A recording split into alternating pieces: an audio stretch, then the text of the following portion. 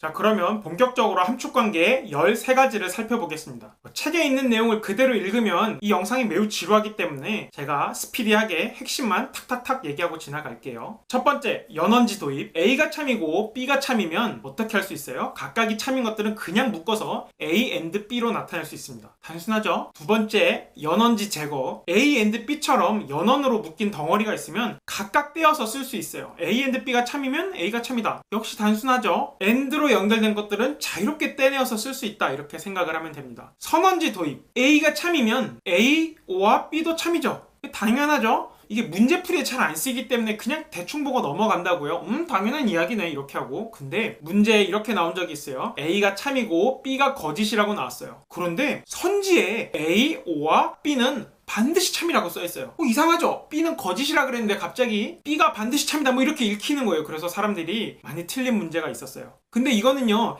A가 참이기만 하면 A와 B는 무조건 참이기 때문에 반드시 참이라는 얘기가 맞죠? 자, 이런 거에 속으면 안 됩니다. 이 선언지 도입은 논리적으로 이런 거랑 같아요. X는 3이다 참이면 X는 3 이상이다, 이것도 참이죠. 또 X는 3 이하다, 이것도 참이에요. 왜? 이상 이하라는 게 X는 3, 5와 X는 3보다 크다, 뭐 3보다 작다 이렇게 붙은 거니까요. 논리적으로 보면 선언지 도입이랑 완전히 똑같아요. 그래서 출제자들이 이런 문제를 잘 내요. 뭐 문제를 풀어보니까 참인 게 3개밖에 없어요. 근데 선택지에 참인 것은 최소 3개다. 맞아요, 틀려요? 맞죠? 왜냐하면 선언지 도입에 의해서. 이런 거 실수하지 말고요. 네 번째, 선언지 제거. 선언지 제거는 A와 B가 있을 때 둘 중에 하나가 아니라 그러면 나머지 하나가 참이라는 겁니다. 이것도 정의를 잘 생각해보면 당연히 그런 거예요. 근데 이거는 응용을 잘 할 수 있어야 돼요. 이게 조건문에서 이렇게 나와 있을 때도 선언지 제거가 다 돼요. A와 B면 C or D다. 이 중에 어떤 게 하나 거짓이래요. 그러면 이 조건문에서 하나 그냥 날리고 간단하게 표현할 수가 있어요. 언어적으로 생각을 해보면 당연히 그렇구나라고 이해가 되는데, 이렇게 된다는 걸 모르고 시험장에 가면은 괜히 당황하게 돼요. 이게 진짜 되나? 막 의심하게 되고. 주의할 점, A와 B에서 A라고 해서 not B라고 얘기할 수 있어요? 그거는 선언의 정의상 불가능하죠. 이런 거는 배타적 선언에서만 가능해요. 이거 구분해서 기억해야 됩니다. 출제자가 이거 괜히 사기친 적이 있어요. 배타적 선언에서 성립하는 건데 마치 그냥 포괄적 선언에서도 성립하는 것처럼 사기친 적이 있다는 거예요. 다섯 번째, 동치 도입. 이것은 연원지 도입이랑 똑같아요. 왜? A와 B가 동치하는 게 뭐예요? A 화살표 B and B 화살표 A잖아요. 그래서 A 화살표 B, B 화살표 A가 있으면 A와 B가 동치라는 게 추론된다. 연원지 도입입니다. 당연하죠? 여섯 번째, 동치 제거. 이것도 연원지 제거랑 똑같아요. A와 B가 동치라는 것은 A 화살표 B and B 화살표 A잖아요. 그럼 이것으로부터 하나를 제거하고 A 화살표 B 도출할 수 있죠? 간단합니다. 일곱 번째, 조건문 도입. 후건이 참이면 조건문이 참이라는 거예요. B가 참이면 A 화살표 B도 참이고요. 또 후건이 참이면 not A 화살표 B도 참입니다. 이런 거 언제 써요? 만약에 문제를 푸는데 B가 참이라는 게 나왔어요. 근데 선지에 A 화살표 B라고 써있어요. 그러면 그 선택지는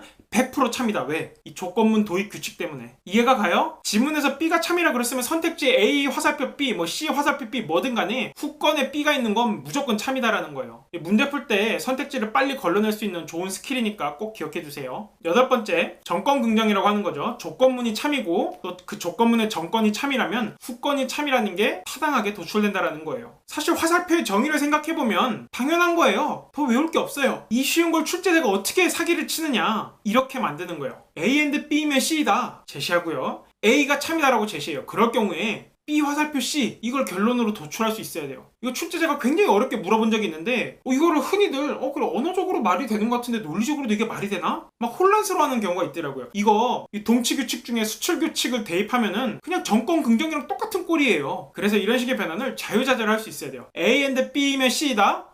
B가 참이다. 그럼 뭐라고요? A 화살표 C가 참이다. 이게 결론으로 팍 나와야 돼요. 출제자가 여러분들에게 종종 묻습니다. 시험장에서 중요한 건 이런 거예요. 만약에 함축관계가 이렇게 나왔다고 생각을 해봐요. 이 경우에 반드시 참인 게 한 개밖에 없대요. 그럼 뭐가 참이죠? 제일 끝에 있는 거예요. 왜? 다른 게 참이면 2개 이상 참이잖아요. 앞에 게 참이면 조건문을 타고 그 뒤에 것도 정권 긍정에서 반드시 참이 되기 때문에 이렇게 조건문이 연쇄되어 있을 때 한 개가 참이다 그러면 제일 마지막 거, 2개가 참이다 그러면 제일 끝에 있는 2개, 3개가 참이다 그러면 제일 끝에 있는 3개만 참이라고 생각을 하면 됩니다. 이것도 출제자들이 여러 번 물어봤어요. 꼭 기억해 두세요. 아홉 번째, 후건 부정이라고 하는 거죠. A 화살표 B가 참이고 후건인 B가 거짓이면 정권인 A가 거짓이더라. 이건 A 화살표 B를 대우에 의해서 not B 화살표 not A로 만들면은 그냥 정권 긍정이랑 똑같아요. 돼요. 따로 외울 게 아니에요. 10번째, 조건 연쇄라고 하는 건데 A 화살표 B가 참이고 B 화살표 C가 참이면 당연히 뭐가 참이겠어요? A 화살표 C가 참이겠죠. 이걸 어떻게 이야기할 수 있냐면요, 함축은 이행성이 성립한다라고 이야기할 수 있어요. A와 B의 관계, B와 C의 관계가 성립하면 A와 C의 관계가 성립한다. 이게 이행성인데 흔히 대소관계가 이행성이 성립하는 사례예요. 3이 4보다 작고 4가 5보다 작으면 3은 5보다 작죠. 당연하죠. 함축도 마찬가지예요.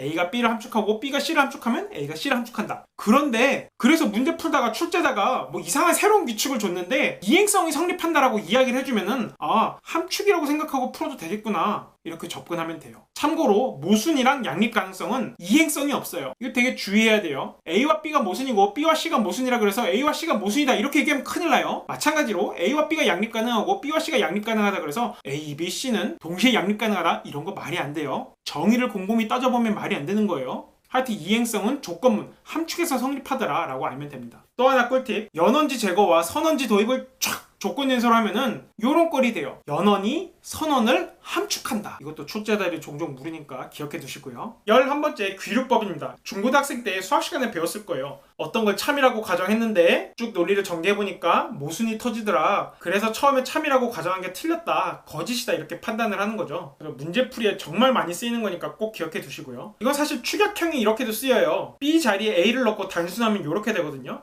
A 화살표 not A면 결론이 뭐다? not A이다. 이거 가장 쉽게 확인할 수 있는 방법이 뭘까요? 이 조건문을 실질 함축으로 바꿔보면은 동어 반복에 의해서 그냥 not A가 나와요. 이렇게 생각을 해도 되고, 아니면 동어 반복에서 배웠죠. A 화살표 not A는 뭐랑 동치예요? A 화살표 A and not A랑 동치죠. 귀류법 꼴이니까 아, not A가 참이구나, 이렇게 생각할 수가 있습니다. 12번째, 딜레마입니다. 뭐 이러한 게 성립한다는 거예요. 배울 땐 별거 아닌 것 같은데요, 이게 응용이 잘 돼요. 이렇게 응용이 다 된다고요. 다 성립해요. 이것도 다 딜레마예요.